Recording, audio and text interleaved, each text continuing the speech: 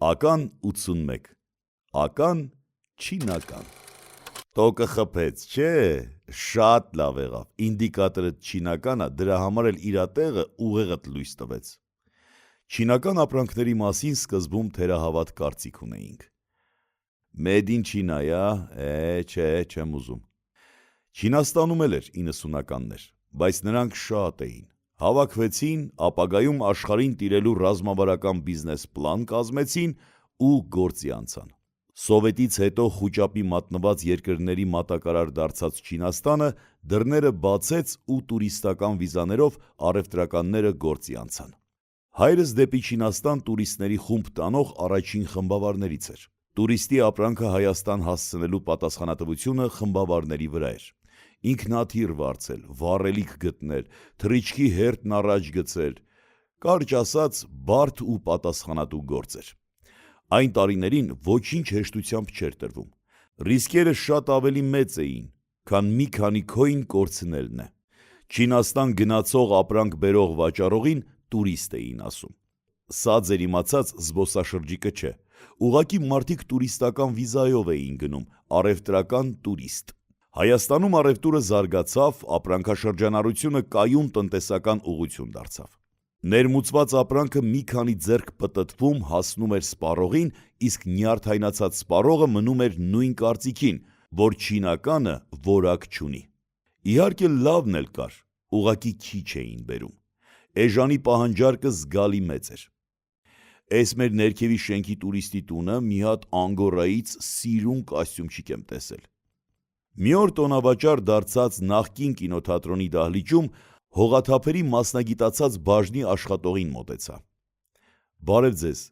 էս շների փոքր ռազմերը ունեք։ Չէ ապե ջան, էս մի զույգն ա մնացել, պահեստում ունեմ, վաղարի կտամ։ Հիմնականում շնիկով ու փիսիկով տնային հողաթափերն էին տարածված։ Տարբեր գների ու գույների դամաշնիկ կենդանիներ կային։ Կարևորը տաք էին ու չէին գծում։ Մեր շենքի բնակարաններից մեկում բնակվող տուզիկ շնիկը տանտիրուհու քնքուշ հողաթափերից ձախին էր սիրահարվել։ Երկար մերժումներից հետո ի վերջո փախցրել էր։ Մարդիկ ինչ ասես հորինում ու զբաղեցնում էին իրար։ Ամեն նոր ապրանք իր հետ նոր խոսք ու զրույց էր բերում։ Ժամացույցներ ներմուծվեցին։ Մի հատ այդ ժամացույցի գլխին տվեք, թող ժամը ասի էլի։ Էս չինացիք լրիվոյին են, ինչ ասես կմոգոնեն։ Էլեմենտով թութակները հիշողներ կլինեն։ Այն, որ խոսում էինք, կրկնում էր. Այ համբալ թութակ, այ համբալ թութակ, այ համբալ թութակ։ Մի քանի մոդել ավելի ժամանակակից թութակներն արդեն բազմաֆունկցիոնալ էին։ Կարող էիր դնել քանի անգամ ուզեիր, կկրկներ։ Մի անգամ մի փոքրիկ տղա իր խաղալիք թութակը դնում է, որ 7 անգամ կրկնի և ճաշասենյակում միացրած թողնում գնում է խոհանոց։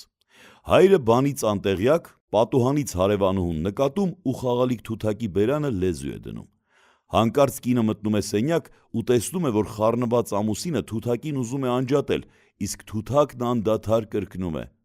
Էս մարիշը թույն բոմբա, էս մարիշը թույն բոմբա, էս մարիշը թույն բոմբա։ Չինացիք տունս կռիվ էին գցում, արա, էս ինչ զզվելի թութակ ա։ Տոնավաճառներում չինական ապրանքի կողքին կարող էիր հանդիպել թուրքական ապրանքների։ Օրինակ մուլտիսիստեմ JVC հեռուստացույցներ, արհեստական նորկայից շուբաներ և այդպես շարունակ։ Երբ յարմրկան դեռ մոլ չէր, իսկ հացով նրբերշիկը հոտ-դոգ չէր դարձել, մի օր բանջարանոցի մոստ չհասած Քոչարի տոնավաճառում աղուն տոտան իր շարժական ֆուդկորտով, խաչապուրեղենի սայլակով մի թանկանոց մաչոնկա խազեց։ Այն օրերին ապա չկար, վթարից հետո ամեն ինչ խոսալու վրա էր։ Լավ էլի աղուն տա, հույսս ես մաչոնկեն էր, են էլ ճղեցիր, մնալու է վրես, առանց են էլ այսօր առևտուր չեմ արե, տակ տվեցի, գոնե մի քանի պաչկա ժենշեն ծախեմ, տեղի փողը հանեմ։ Չինական ժենշեն բույսի արմատից պատրաստված բնական թուրմը ասում էին 1000 հիվանդություն է բուժում, բայց ոչ միտեղ նշված չէր, թե կոնկրետ որ 1000-ի մասին է խոսքը։ Այս թուրմի հանդեպ ձգողականությունն այն էր, որ ասում էին ջահելացնում ու կյանքը երկարացնում է։ Կարևորը գիտեինք, քիմիական չէր, քաղցր համով բան էր։ Փոքրիկ սրվակներ էին, շատ փոքր, բարակ ձողիկներով էինք խմում։ Հիմա վստահ եմ, ով գոնե մեկ անգամ այդ ժենշենից խմել է, այս պահին լիաթոք ծիծաղում է, իսկ ով ծանոթ չի եղել, հույս չունենաք, որ 120 տարի ապրելու եք։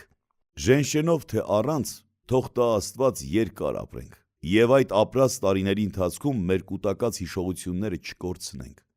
Մեր մասին պատմված այս հիշողությունները եւ մեր ապրած տարիների այս մանրամասները մի քանի սերունդ հետո եկած նոր մարդիկ բնական է հուզառատ չեն լսելու, բայց մենք կշարունակենք ապրել։ Երբ մեր ապրած ժամանակաշրջանը համարվի հին աշխարհի պատմություն, միևնույն է կապրենք եւ լավ օրինակ կլինենք, թե ինչպես կարելի է սիրել կյանքը իր բոլոր վատ ու լավ կողմերով։